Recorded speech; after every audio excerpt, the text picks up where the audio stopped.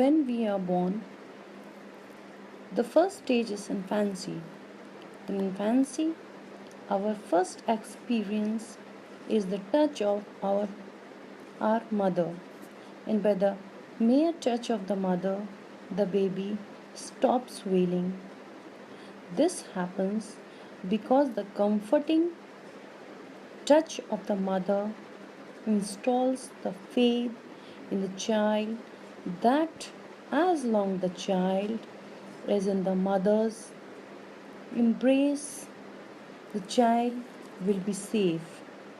Hence, in our lives, if we inculcate a staunch belief that we too are always in the embrace of the Supreme Mother, that is the God, when we too will be able to feel the serenity and sanctity which has been lacking from our lives, but the hindrance that we encounter is that we find it hard to believe the fact that the one who created us enabled us to have a glimpse of his creation, the one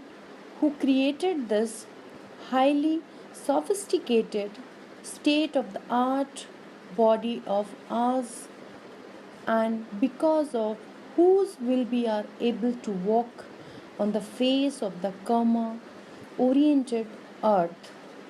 And as we walk, he is the inspiration behind, but all we feel while walking is that we walk on our own.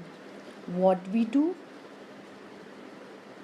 not realize that we are not walking autonomously but are being made to walk.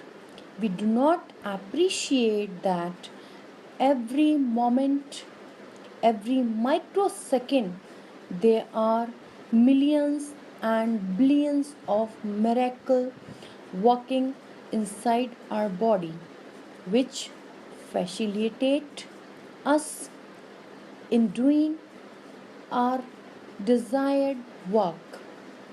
These miracles, which we so passively calls as mere biological and chemical reactions, were in fact fashioned by him and root crafting us, and he is the one who is enabling and overseeing the miracles take place on daily basis. He who is neither visible nor audible but yet is ever present, is universal, and is the rhythm of all the sounds on the earth. He can only be felt, can be only envisioned, and once we are connected to our Maker, then He will be visible to us even during our daily activities and in our pursuits, and this phenomenon will assure us that He is in and around us at all the times. Om.